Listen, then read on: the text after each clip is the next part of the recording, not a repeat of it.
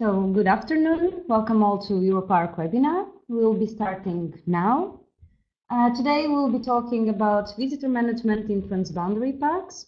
This is a series of 3 webinars that are focusing on the International Year of Sustainable Tourism for Development. So the first one is about transboundary parks, visitor management in transboundary parks, and then on May we'll have a webinar focusing on our experience from the European Charter for Sustainable Tourism in protected areas. And we'll have 2 case studies that will tell us how are they working with their stakeholders at a local level. So this will be the webinar on May, and in June we'll have sustainable tourism in marine protected areas. So I hope all of you would join us in the coming webinars. This will be a great celebration for this International Year of Sustainable Tourism for Development. So for those who don't know about the EUROPARC Federation yet, we are the biggest protected areas network in Europe. We work and represent parks, all different types of parks, from national parks, regional, nature parks, marine protected areas, and lately also urban and peri-urban parks. We have been working with protected areas since 1973, and apart from our headquarters in Regensburg in Germany, from where we are talking to you today, we also have another office in Brussels, where we work closely with European Union institutions to lobby on behalf of protected areas. My name is Barbara. I will be supporting you on technical issues, so please, if you are facing any difficulties, if you have any problems hearing us, just write it down on the chat and I will try to support you. And we'll have Luís Monteiro. Luís Monteiro is a PhD student at the Czech University of Life Sciences, and he will be our moderator for today. He will also give us a short overview about visitor management and about the Transboundary Parks program. And then we'll have 2 case studies from our Transpark net, one coming from Germany and Slovenia, and the other coming from Slovenia. So right now I will give the floor to Luís Monteiro, and I hope you enjoy our webinar. Luís. Hello everyone, my name is Luís Monteiro. I'm a PhD student at the Czech University of Life Science. I'm also collaborating with the EUROPARC Federation at this moment, and all my background and my PhD is related with visitor management and visitor monitoring in protected areas, and also the impacts of these visitors. So in the webinar today, I will start to give a short introduction to the topic, visitor management in transboundary areas. After this, I will introduce the 2 case studies. The first one from Bavarian Forest National Park, and the second one from Triglav National Park in Slovenia. After the case studies, we will have a I hope 15 minutes discussion. You can write all your questions with it in the chat box. Please don't forget to address all the questions, whether for the first presenter or the second presenter. So without spending so much more of your time, I will start to say that we all know that tourism represents one of the biggest economic sectors in the world nowadays, and with 9.8 of it represents 9.8 of the world's GDP, 7% of the world's exports, and 9.5 of world's jobs nowadays. So we know the magnitude of the tourism industry.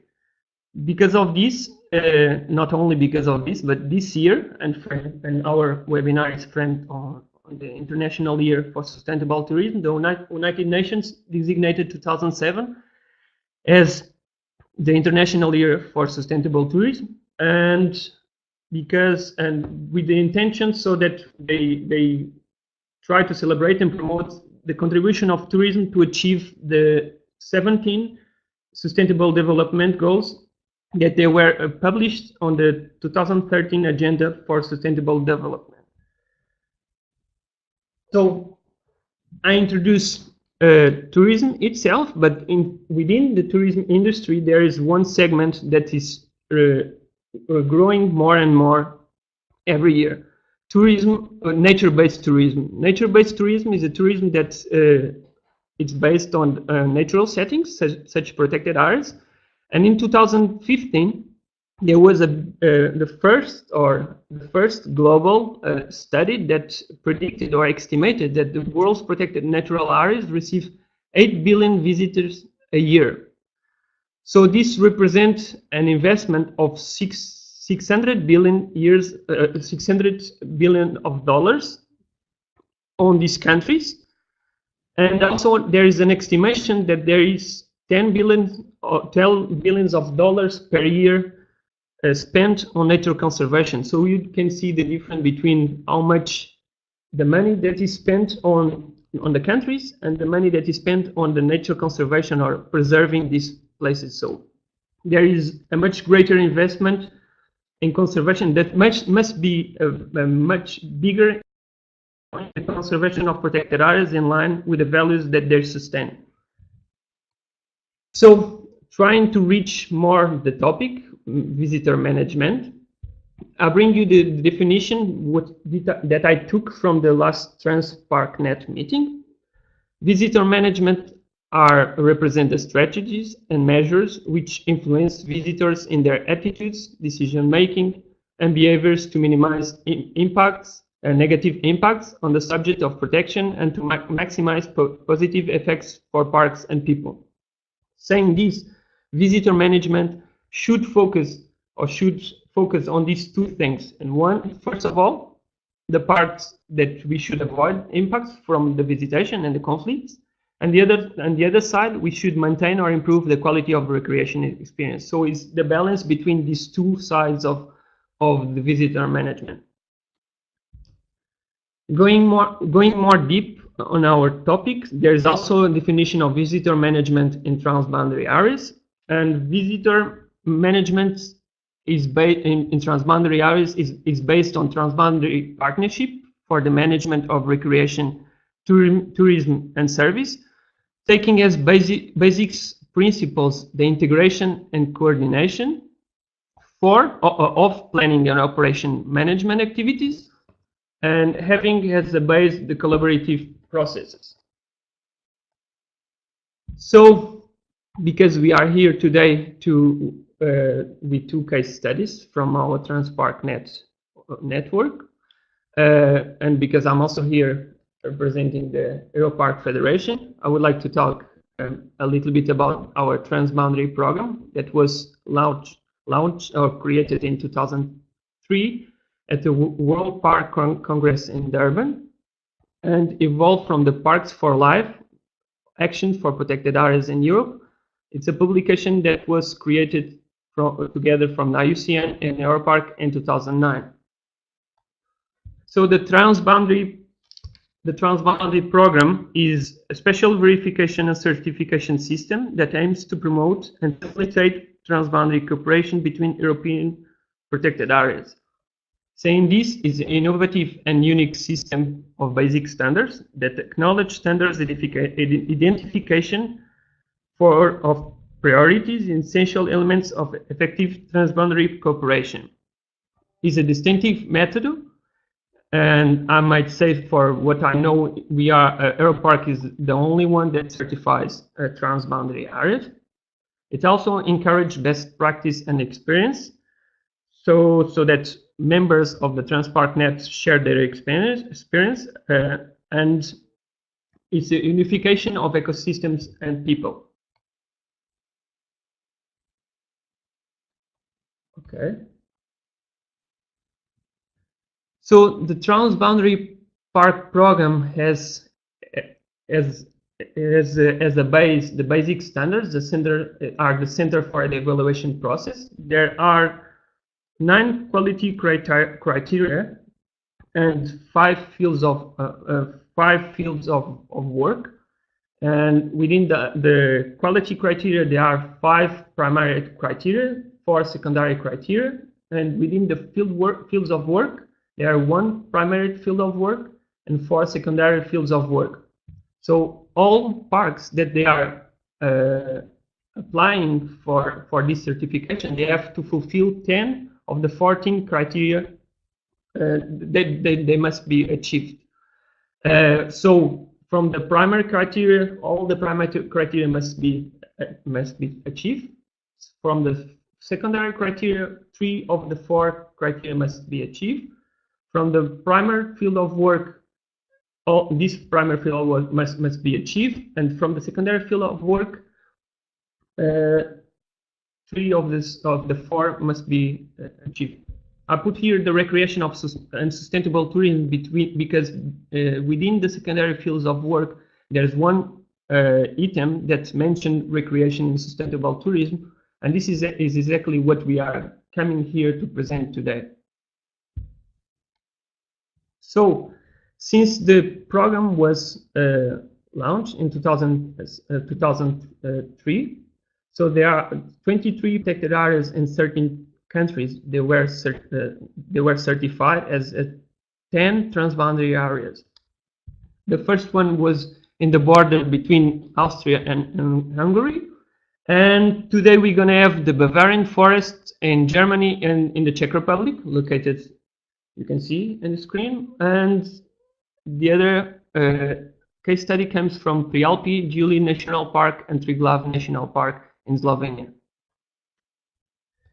Saying that, today we're going to have the first case study, plans for a future common visitor monitoring in Bavarian Forest and Šumava National Parks, by Florian Post from Bavarian National Park in Germany, and the second case study from Mojca Smolej from Triglav Forest National Park, with a title Towards a More Sustainable Tourism in Julian Alps, application of the European Charter for Sustainable Tourism in Transboundary Area. So I will leave you now with Florian. Florian, you are there. The floor is yours. Thank you very much. I hope you can hear me good. First of all, thank you to the EUROPARC team for organizing that webinar and for invitation to present a case study from Bavarian Forest and Šumava National Park. My name is Florian Post. I'm working for Bavarian Forest National Park Administration since 2.5 years. And I'm project manager for the Interreg project establishment of a cross-border socioeconomic monitoring in the both national parks on the Bavarian side. There's a little outline. First of all, I will introduce you to the national parks, then to the basic survey in Bavarian Forest National Park, because it's a very important basis for the Interreg project. Then the Interreg project itself and a little conclusion. We saw it right now on the map. Our area is located right in the heart of Central Europe, in the southeastern part of Germany and the western part of the Czech Republic. And when we have a closer look, we can see the both national parks. This is the Bavarian Forest National Park and the much bigger Šumava National Park. And here is the state border between Germany and the Czech Republic. And if you have a look on the map, you can see one of the main challenges for visitor management and visitor monitoring in this area. We have a really high number of possibilities to enter the park.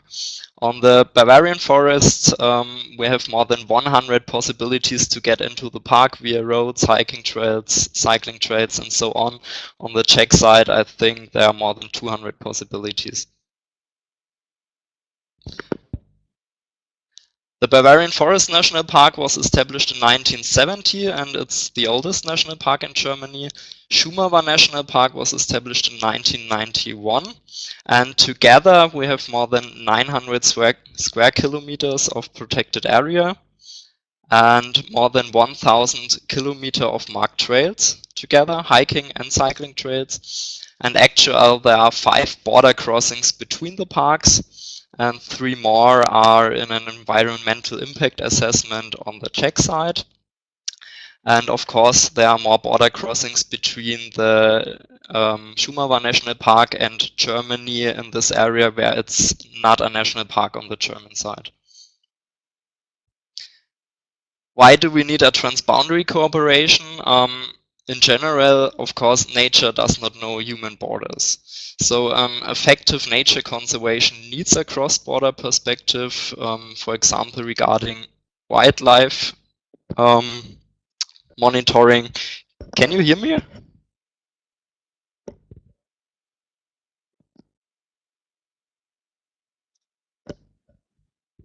Okay, great. Thank you. And regarding visitor management, the Czech Republic joined Schengen Treaty in 2007. And since that, the border becomes less important for visitors, for tourists, and for locals. And that results in an increase of cross-border tourism and, of course, in new challenges for the visitor management. The increase of visitor numbers, but also changes in the distribution of visitors, spatial and temporal, and of course in the expectations and needs of visitors, for example, bilingual information offers, something like that. When we talk about visitor management and how to manage visitor flows and how to reduce impacts and disturbances for nature, we need, of course, to know a lot about our visitors. We need to know where they are, who they are, when they are there, how many there are, what activities do they do. And all these data we collect with a visitor monitoring. And the visitor monitoring we started in Bavarian Forest in the year 2013. We had a cooperation with the University of Bodenkultur, ground culture in Vienna, Wien, Austria. And so the methodology was created by them. It was a great cooperation. And we had a basic survey for the period of 1 year in Bavarian Forest National Park from 2013 to 2014. And the research interests were the total number of visitors, of course, the socio-demographic structure, but also the behavior and the distribution, spatial and temporal, and also attitude towards nature protection, towards national parks, and also satisfaction with infrastructure.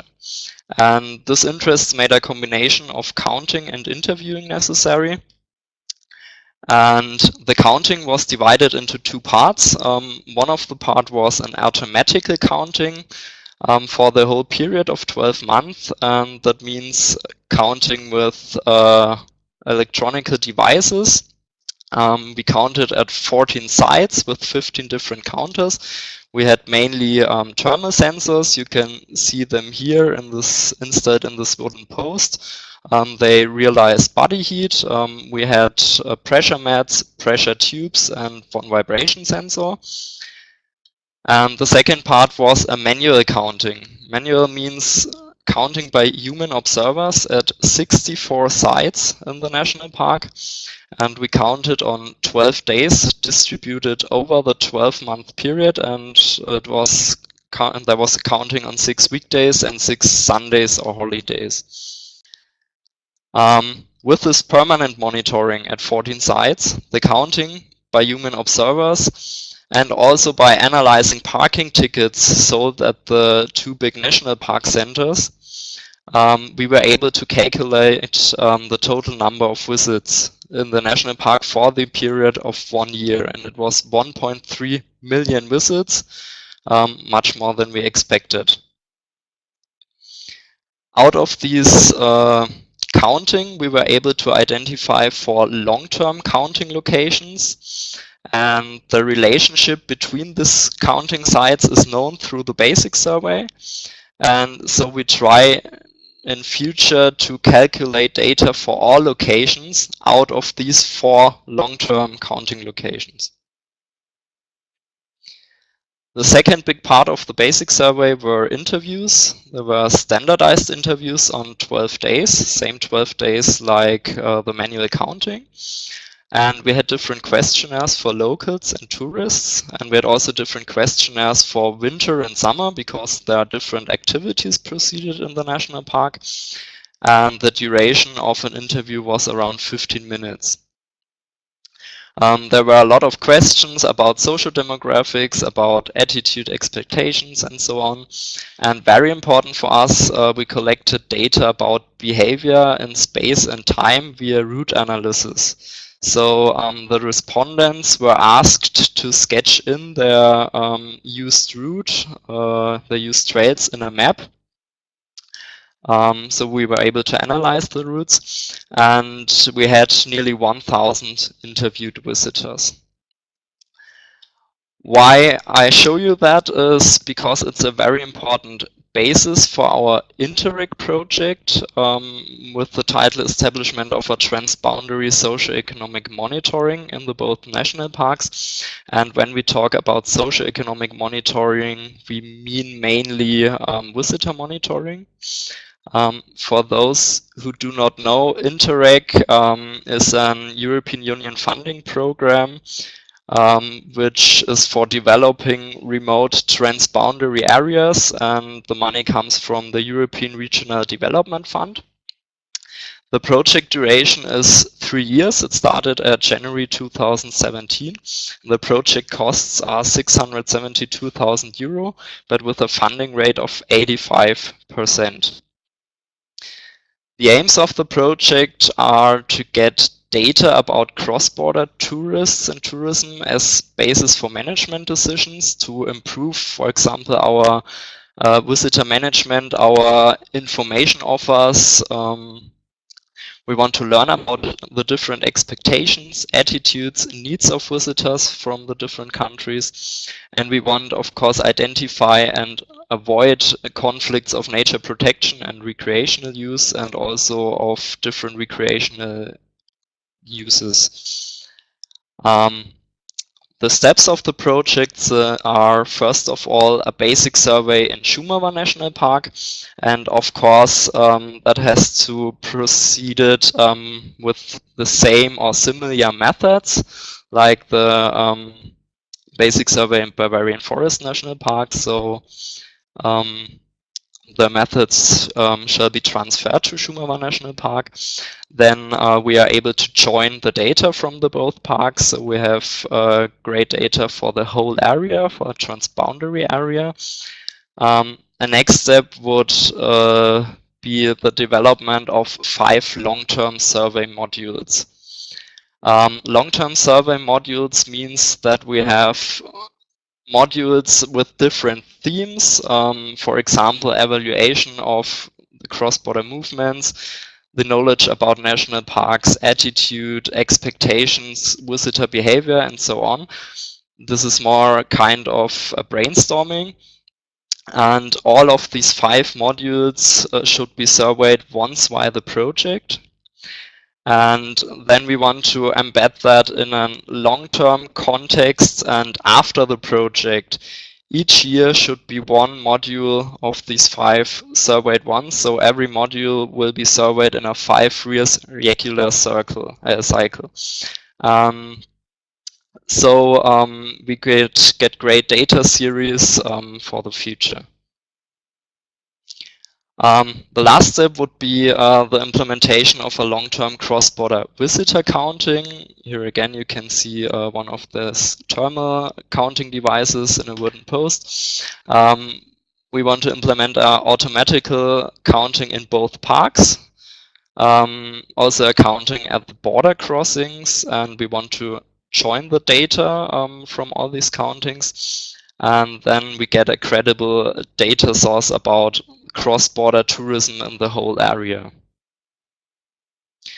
So the state of play, of course we need external expertise for this project to help us with the design of the studies, to help us to design the questionnaires, to analyze the data. And we had to make a tender for that, of course. We are an authority, and we had to make a transboundary tender, which was very difficult because a tender is normally following national law. So we had a little delay with that, but now this is finished. And in May 2017, we will have the first workshops regarding the transferring the methods to Shumava National Park, and also regarding the development of the 5 survey modules and the themes. So what's my conclusion? Visitor monitoring is an important basis for an effective visitor management, because without knowing something about the visitors, you are not able to manage them effective. A basic survey is a really big effort, we have to admit that, but it's absolutely worth it. But you have to spend a lot of money and a lot of staff and time. And as far as we know, within this project, we implement the first long-term cross-border visitor monitoring in an European context. So we create valuable experiences for other parks and protected areas. And if any one of the participants here should be interested after this webinar in our project or in our experiences, do not hesitate to contact me or one of my colleagues. Thank you for your attention, and I'm looking forward for the discussion. Thanks. Thank you, Florian. Very good presentation that shows us that nature has no boundaries, and in fact it's not only for species, it's also for visitors now, fortunately, nowadays. And this is a great example of cooperation, of transboundary cooperation, that is applied also in visitor monitoring. So this is also a great example how to use European funds. And now we're going to have the second case study, Mojca Smolej from Triglav National Park. I would like to mention again, so please don't forget to address your questions, to write it on the chat, whether it's for Florian, whether it's for Mojca, and in the end we will have our discussion. Mojca, are you there? Yes. Okay. So hello. I will leave you with Mojca. Yes. Hello to everybody. Also thanks from my side for organizing this webinar to invite us as Transboundary region, and to share with you our experience. I'm Mojca Smolej. I'm coming from Triglav National Park, and I'm focal for Transboundary ecoregion Julian Alps in Triglav National Park. First of all, I would like to give you some basic information about our transboundary ecoregion. Julian Alps, as you can see on the map, the larger part of our ecoregion, our transboundary ecoregion Julian Alps, lies in Slovenia. Larger part is Triglav National Park, but actually the part in Slovenia of transboundary ecoregion Julian Alps is Julian Alps Biosphere Reserve, and central part of it is Triglav National Park. And on Italian side, that is only part of Julian Prealps Nature Park. So the size, the whole area size is 205,125 hectares, and our joint point is here. It's here. It's Mount Knin, and the highest point is actually Mount Triglav in. It's also Slovenian highest point. So a little bit about history, how we start to cooperate. We start to cooperate quite a long time ago. Actually, when Julian Prealps Nature Park was established in 1986, and actually Triglav National Park was established long time before in 1981. So since then, we start cooperate quite good and strong, especially on EU project, because at the time Italian parks could apply for EU funds, and we couldn't, so they searched for partners elsewhere, and that's how we start cooperate. And this cooperation grew and grew, of course, and the idea of Transboundary Park was born in 2007. So we started at the time with first steps, and in 2008, Federation EUROPARC officially proclaimed Transboundary Ecoregion Julian Alps. And of course, in 5-year terms, we need to reevaluate our Transboundary Ecoregion Julian Alps and the certificate. We did that successfully, and in same year also Alpine Convention proclaimed the whole area of 2 parks as Transboundary Pilot Region for Ecological Connectivity. What bring us especially a good thing or good position in terms of monitoring flora and fauna. And in 2016, so last year, Transboundary Area Ecoregion Julian Alps was awarded the Charter for Sustainable Tourism. We work together strongly in protection and conservation of biodiversity, landscape and cultural heritage, monitoring of flora and fauna, EU projects, environmental education. That means that we invite each year students 10 years of age to each park to exchange them or to mix them on Nature Day. So we also cooperate with junior rangers. They meet at least once per year to work together, or to have workshops, or to join and to travel together to annual meetings. So they are friends already now, and we are exchanging staff and experts. Especially, we are exchanging good practices. Promotion of typical products means that we promote them on special events, on local events, on fairs. Also, the tourism and promotion, our tourism goes through fairs and local events, and in sustainable development as well. Why we decided to have Transboundary Charter and not 2 separate ones?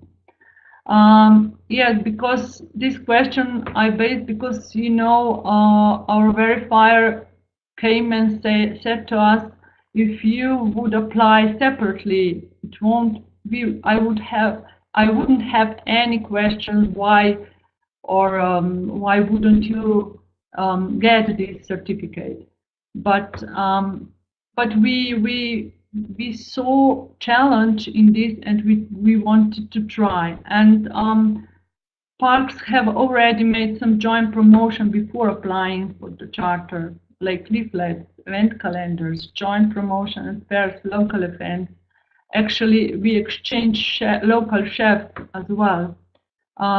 Strong cooperation between parks and stakeholders, pushing us to do more in the field of sustainable tourism. Actually, they came to us and asked us to do the next step. Actually, they recognize added value in Charter as a quality brand, and they saw opportunity for better promotion. Attractive opportunity regardless the barriers between 2 countries, 2 legislation, 2 languages, and we also saw added value for sustainable tourism in our transboundary area in whole Julian Alps. Strong friendship and trust among employees of the park, and believe that we can be stronger and more effective together. And then we made a first step. Already in 2012, with help of WWF Adria. At the time, they had 1 project. They also take us to one field trip to see a case study, and they actually pay for our first fee to enter, to have the first step made. So after this first step in 2012, we presented the charter to our partners, local stakeholders, hotels, and other organizations, and got their signed consent to move forward. And we did that step, each park separately, because we feel at the time we thought that we need like more personal approach, and we did this step successfully. And then we have first joint forum in Trinta in 2015, and this forum was dedicated to the presentation of the charter to all stakeholders, with special focus on strategy and action plan that we prepared. And our goal was to gather options and proposals, and most importantly, to get the stakeholders on board for this project. The forum was bilingual, and we have more than 50 stakeholders in this forum. So 5 priority areas of intervention of general strategy were presented at the first forum in Trinta, and those are to strengthen cooperation with all local tourist organizations and providers working in the area, to create a network of information sites in all transboundary ecoregion to properly inform visitors about the special qualities of the area, to protect and enhance the area's natural and cultural heritage for and through tourism, and to protect it from excessive tourism development, to promote sports activities in nature which do not affect natural and cultural heritage, to strengthen economic sustainability of European Charter of Sustainable Tourism Actions in transboundary area. Each action consists of implementing bodies, strategic goals, specific goals, current situation, description of the activities, results, indicators, partners, connection of other activities, and we also added the time frame and budget for each action. So in December 2015, we submit the application for a charter, and in May 2016, we hosted the verifier in our area. In October last year, we received the big news. We were awarded the charter as first transboundary area. Of course, we are still very, very proud of this.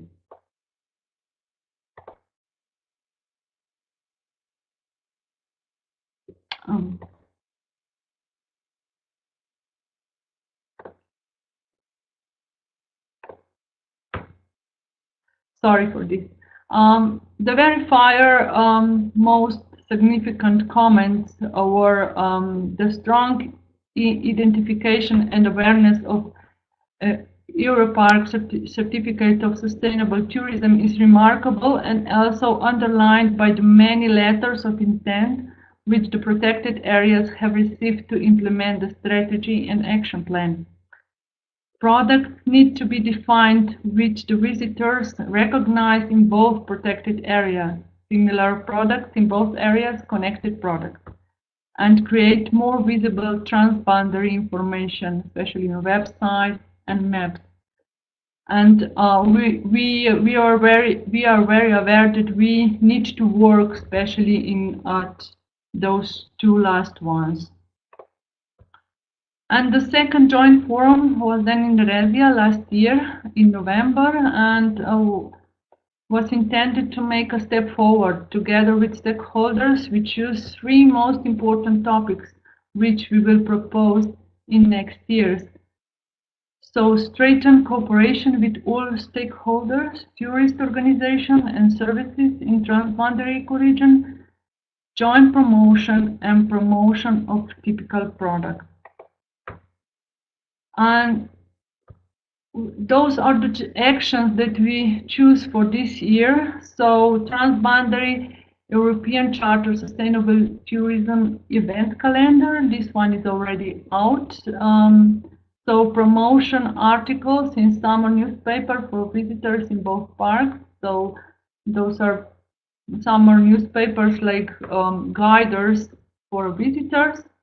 Event connected with quality brands, local events, questionnaire for stakeholders to get more information how to organize future work events, exchange of good practice, exchange of staff to overcome language barriers, opening of exhibition, one in each area, excursion for stakeholders from Julian Prialt Nature Park to Triglav National Park, and promotion of transboundary area and quality brands at local events.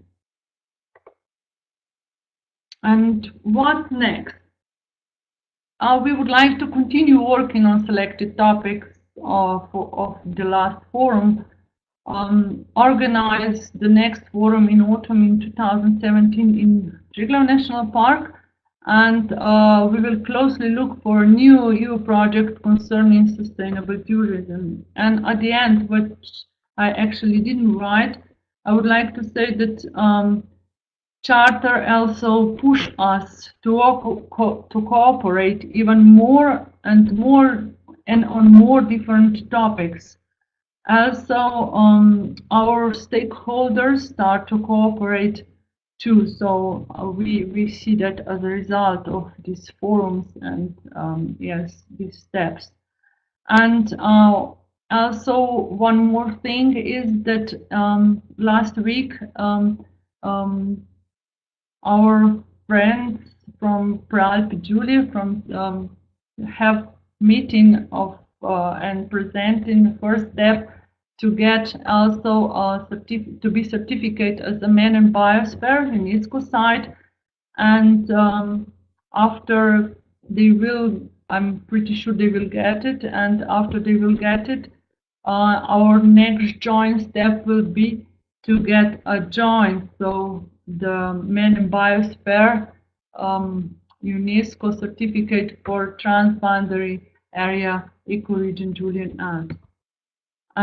And for the end, I would like to say that we are also organizer of this year Transboundary annual meeting, which will be in Trinta, and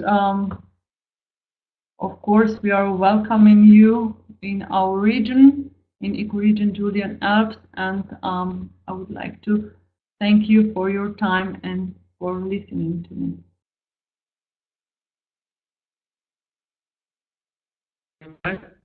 Thank you very much, myself, for the great presentation. Presents us here a great example of transboundary areas can apply and be certified as sustainable destinations. In fact, it means like give a step forward.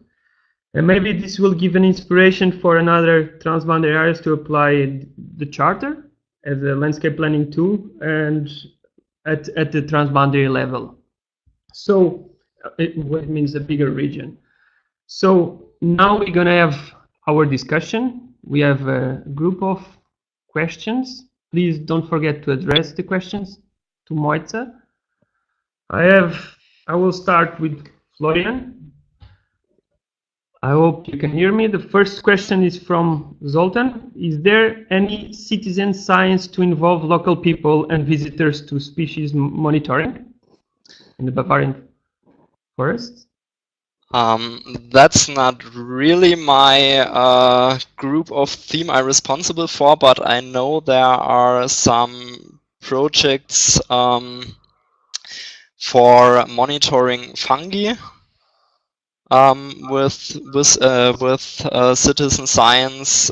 But if you are more interested in, you should ask our Department of Nature Protection and Science, for example, Jörg Müller or Klaus Bessler.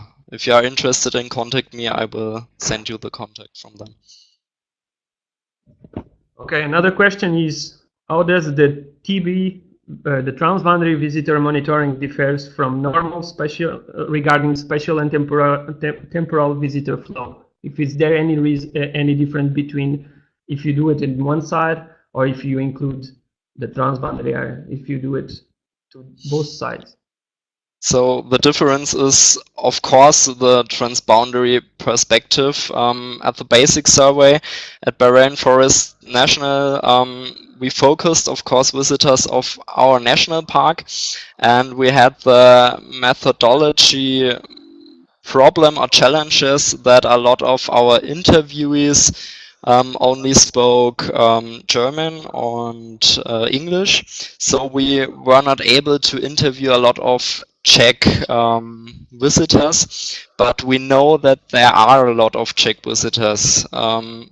So we were not able to monitor all the visitor flows, the cross-border visitor flows, and that's the main focus of the Interact project. Okay, another question. Now it's related with the profile of visitors. Did you find any difference between visitors coming from the Czech Republic or from German? Is there any significance different regarding the visitor profile? We want to find that out. I'm not able to say that right now, but we are able to say that when we had the basic survey at Šumava National Park and when we compare and join the data. Okay, I had another question, but it seems that as you don't have the results, so maybe it doesn't have so much doesn't have reason for this question, because the participant was asking if there is any actions after collecting the data, if you already took any action, but as you don't have the basic survey. So we had the basic survey at Bavarian Forest National National Park. So the survey was 2013 to 2014. And we had a lot of insights, of course, into visitors' behavior, and we had a lot of things to think about. And we are discussing a lot of things since then. For example, we had one result that 8% of visitors arrive by public transport. That are great numbers, but that's a thing where we can think about to improve that number, and there are a lot of such things where we have direct connection to management decisions with this data. Okay, another question. Is there any advices how to implement this type of survey? Pardon? Any advices that you can give us about how to implement this type of survey? Yes. First of all, you do need external expertise. I do not think that a normal national park or protected area administration is able to do that for its own. And it's a very long-term project, and if you have a situation like the Bavarian Forest or Šumava National Park with so much possibilities to enter the area, you need absolutely an expert who has a long-term, several years experience with something like that.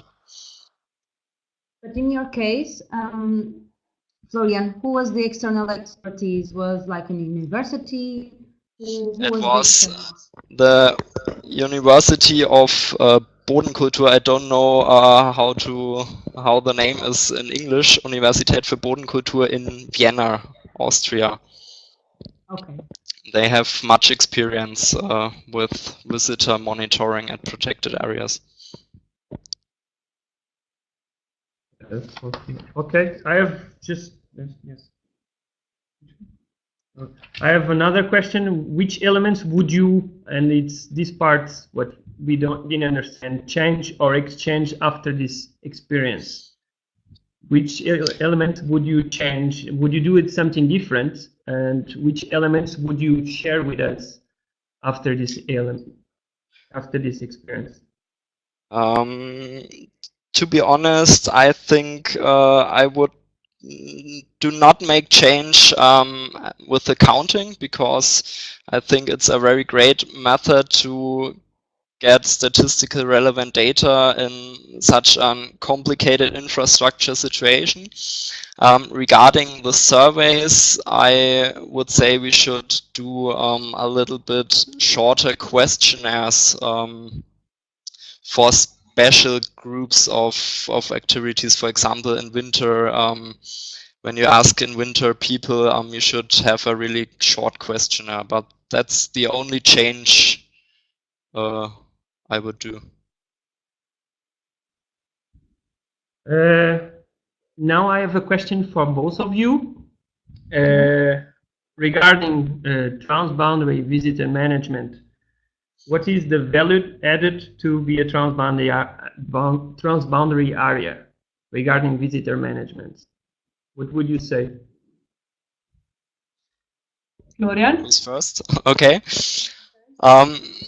Good question. The really added value is that we have a much bigger protected area through the Transboundary National Parks.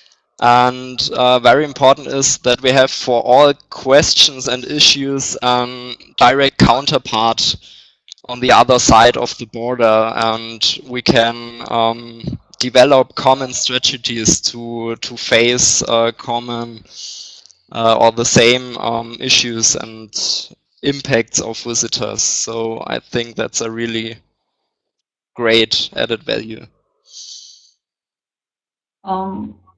In our case, maybe it's a little bit different than in Šumava, because we really joint point. It's not that large as is Šumava, but it's only like a mountain. But anyway, it is so that we in our site, in Slovenian site, we are facing of too many visitors per year, because our estimation is, we didn't count it, but we have just an estimation that we have over 2 million of visitors per year, and our friends in Prealpe Giulia, they have only, their estimation is 100,000 visitors. So what we would like to do is, of course, we are exchanging experiences, and especially in the term of legislation, because now, for instance, we have quite a large impact of mountain bikers, and we don't have like trails for them, and that's how then we cooperate, exchange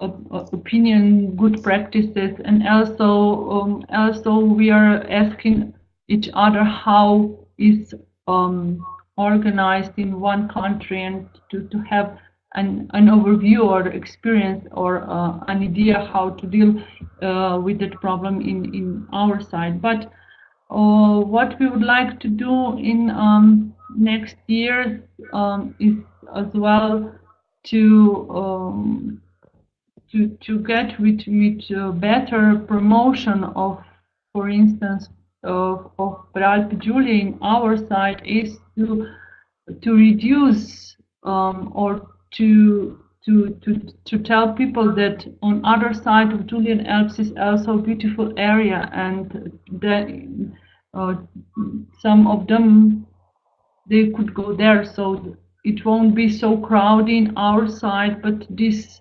large number of people can spread a little bit, so the impact of the nature, it won't be so hard. This is how we see that.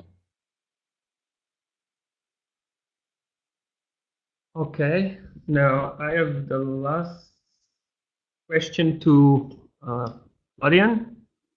If you have any visitor management plan developed for the Bavarian forest?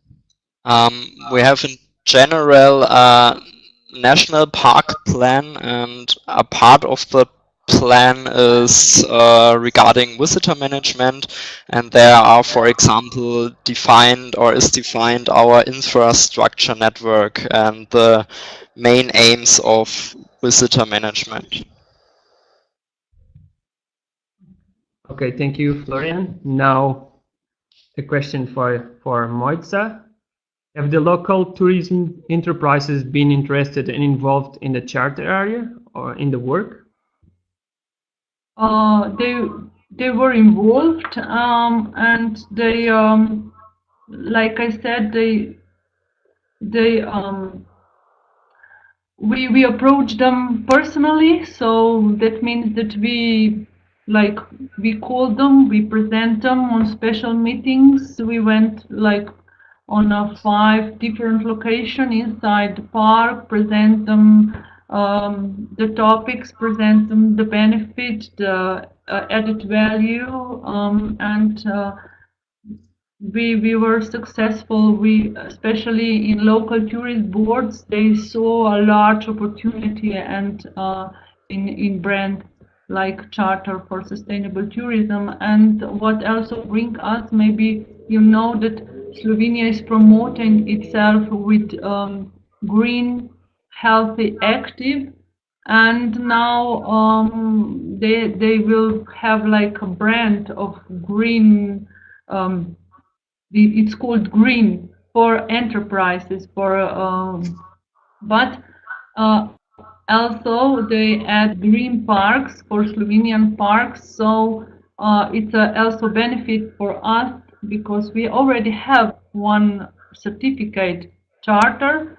So they we don't need to apply for green parks, but we are actually already a part of this national brand. So, and again, from this national brand, also local tourist board can see a benefit out of it in a global perspective.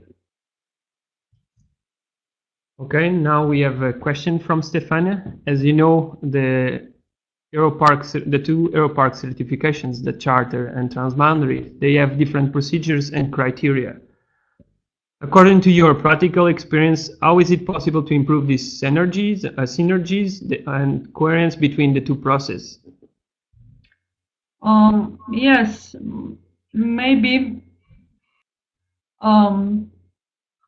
when you become a transboundary, of course, every 5 years you need to reevaluate, and the same is with Charter.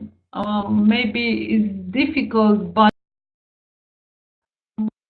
it would be easier if this both procedure could be maybe made at once, because part of each procedures are more or less the same, especially talking to the locals, to enterprises. So maybe this could be one sanitizing thing. And another thing is which come to my mind, it's connected with fees, with costs, because as you know, the costs for charter are quite high, and maybe the transboundary areas could benefit a little bit because they are already transboundary area, so could benefit with some kind of discount of something for when would they apply for charters transboundary as well. Thank you. Now we are. I can leave the Florian question to the end, but now I would say, do you as park managers make certain management decisions based on visitors' information?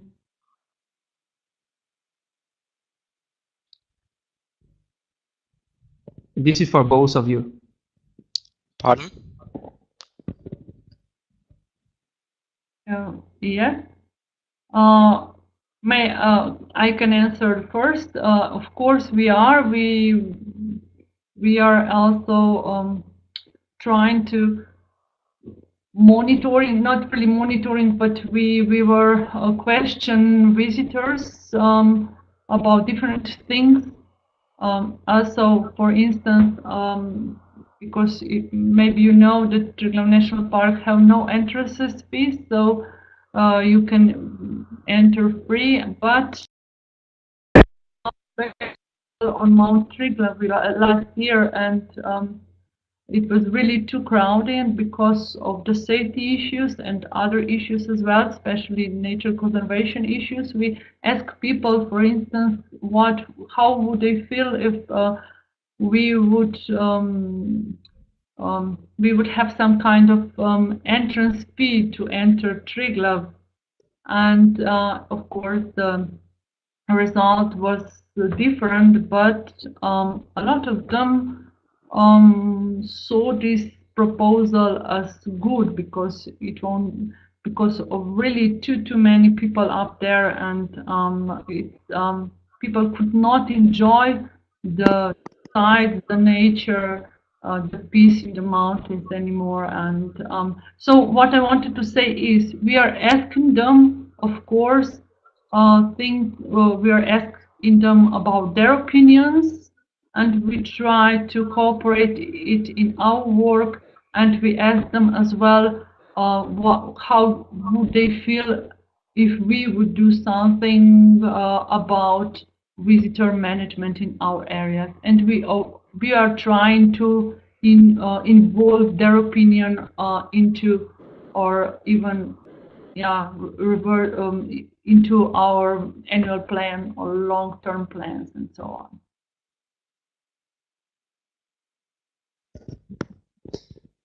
I had some interruptions. Would you repeat the question, please? If you as park managers make certain management decisions based on visitors' information. I'm sorry, again, interruption. Okay, Florian, because can you hear yes. me? Now so I can hear. Yeah. Because I would say that because we have many questions addressed for you, I would skip to the next one because Moitza answered the previous one. What is the biggest threat to see from visitors? From your you see from visitors?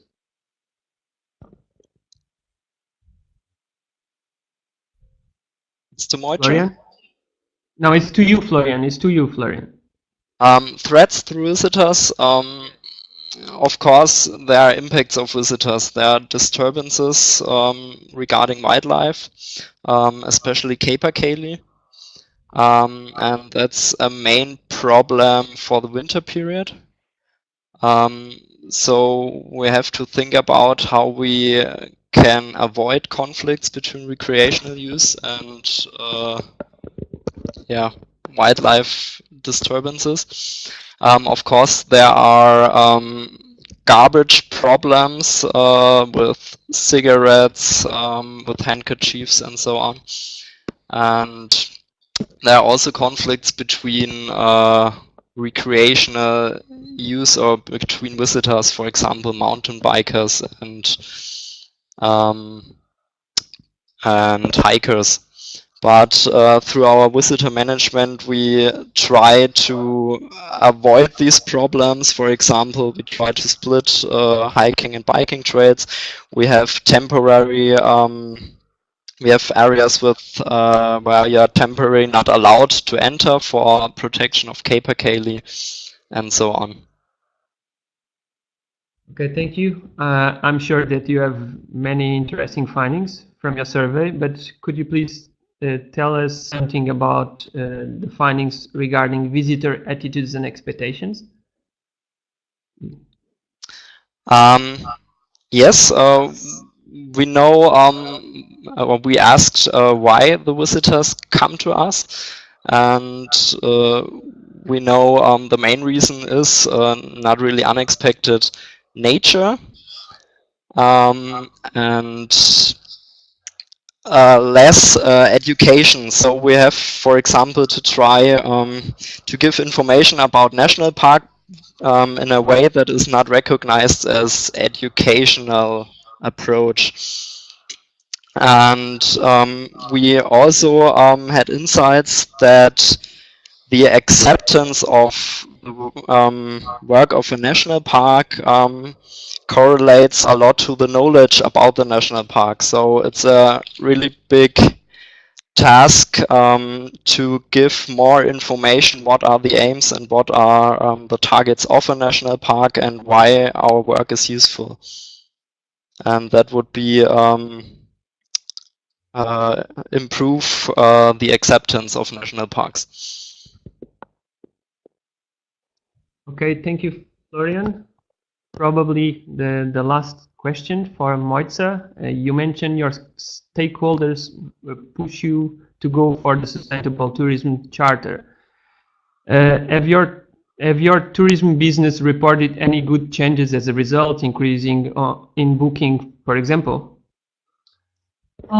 Actually, I think it's really difficult to talk about this in this moment because we have charter certificate since December 2016. So the first year is running, and about results we cannot talk. But as I say, they come, actually they push us to go for a sustainable tourism charter. I meant that they were very for it.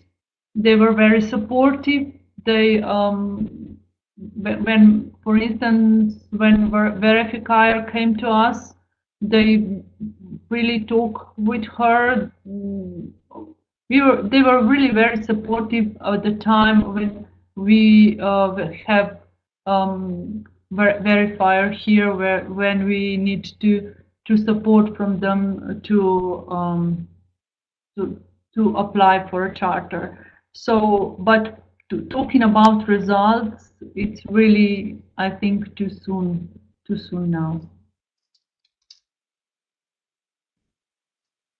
Okay, thank you very much. We are getting to the end. Let me please thank you to Moitza and to Florian. It was really interesting to hear your case studies, and also to thank the participants for all the questions and discussion. Let me please just tell, if you want to know more, or please come to the Transpark annual meeting. This time, as Moitza said, it will happen in the Transboundary Ecoregion Julian Alps on the 6th of June. You can follow the EUROPARC Federation updates and also look at our website for the Transboundary Protected Area case studies. I hope you enjoyed the webinar. I will leave you now. Thank you very much for this time, and we'll conclude this meeting. Thank you. Thank you very much once more to Moika and to Florian for their presentations, and also to Luis for moderating the session. Just for save the date for your agenda, we'll have the next EUROPARC webinar again on sustainable tourism. This time we'll focus on experiences arising from our charter network. This will be on the 16th of May, and we'll be looking at stakeholders engagement.